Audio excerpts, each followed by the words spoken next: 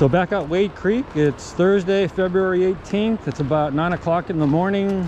Low tide is an hour and 50 minutes, about 2.4 feet. It's a 400 energy day. This is actually the lowest energy day I've actually been fishing here. And before that, it was like a 500 day. So conditions look really awesome. It's wet, but there's not any wind. So, and nobody else is here but Tyler Perry. All right, let's see how it goes today. We've got gulp on top and bottom, and I got the knockoff in the middle. So hoping to get our first knockoff fish today too.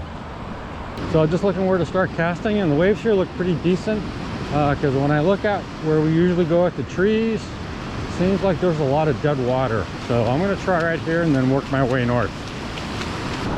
So unfortunately I forgot my finger cod again today, so it's the second time in a row. Again, I just started using one, so I kind of keep forgetting I need it. So I can get pretty far out here on a whoa, here comes one. Whoa. Okay, so that was a 400 energy wave, and I just had to turn sideways so I wouldn't get all wet. But if you look back at the beach, you can see how far in I am, and I am actually up to my knees currently in the surf. So again, I wouldn't do this on even a 1,000 day. I wouldn't be out this far. So fishing with Tyler Perry today. He's from Corvallis, and he's using 3 hooks. He's got sand shrimp and a knockoff, and then he's using a real gulp sandworm. So he's got a smorgasbord of baits. So what's kind of interesting, the trees where we usually fish, there's actually some structure here where it's kind of like a deeper trough area.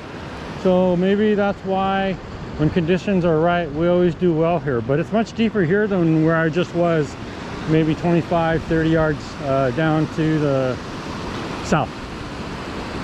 Notice is with the tide going out, the breakers have actually moved further out. So I'm actually going to see if I can wade out a little further. Energy day, you can see how much water is behind me. You can see the kids are up there playing in the water. But again, I wouldn't stand this far out on a 1,000 energy day. So I've been here about maybe, so I've been here about 45 minutes, got in about maybe 5 or 6 casts, 0 action so far. The water is very shallow, and the breaking waves have moved way out there. So anyway, no action yet. North, because the wave action here is much better than where I just was. So there's still small swells, and it's still kind of shallow out there, but at least there's some churning action here.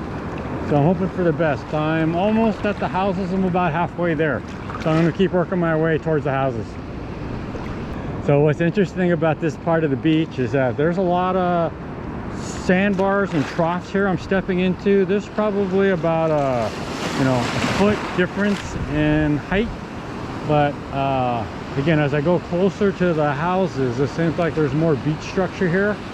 So again, just interesting as you get to learn a beach, learn the different characteristics of it. And because where I was before, it was basically all smooth and sloping with hardly any holes like there is right here. So just about at the houses, but the wave action up here is so much better than where I just was. Still haven't got a bite though. Pretty well. Again, there's the houses, and when I came at low tide before, there's all these rocks, and I can see all these rocks underwater here. So again, just got to be careful where you step, and if you know the beach, then you can kind of watch out for hazards like this. But if you don't know the beach, you got to be careful about where you walk, because you could easily walk into one of those holes and be up to your chest in water. So again, just knowing the beach really helps. But I can see all kinds of rocks now. So one big advantage the knockoffs have is that how you always have to constantly rehook your gulp sandworms. Well, I haven't had to do that with the knockoff at all, and the hook is staying in place and the worm is staying in place. So that's a real benefit of using the knockoffs, not having the worm tear so much. No hands fishing mode using Kevin Smith's DIY rod holder. and because my Sputnik's holding, I'm just keeping tension on the line and watching my rod tip for bites, but my arms are getting tired, so that's the reason why I'm trying this method now.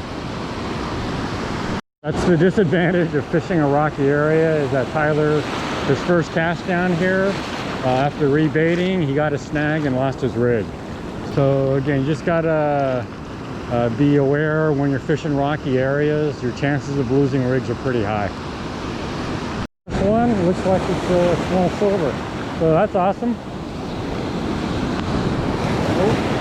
Okay, it's about 10:40, it's low tide right now. Tide should be switching. I'm gonna walk around all these rocks because I keep getting snagged. So I don't usually let cold drive me off the beach, but my fingers are not working very well, and man, baiting takes me like 3 or 4 times as long because my fingers aren't working.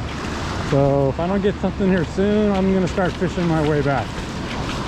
Interesting is that my DIY caught sand shrimp or grass shrimp. Just doing my normal fish my way back to the parking lot, but coming south from the houses, again, it's very shallow water here. Waves are breaking way out there, and wave action at the houses was so much better. Okay, it's about 11:15, been here about 2 hours, got in about maybe 12 to 14, 15 casts. 0 bites for me, no action. Tyler is leaving, and he's headed to Depot Bay to try and get a striped perch selfie, but he got that 1 silver. Other than that, he had no action, but hey, he outfished me again, so good job, Tyler.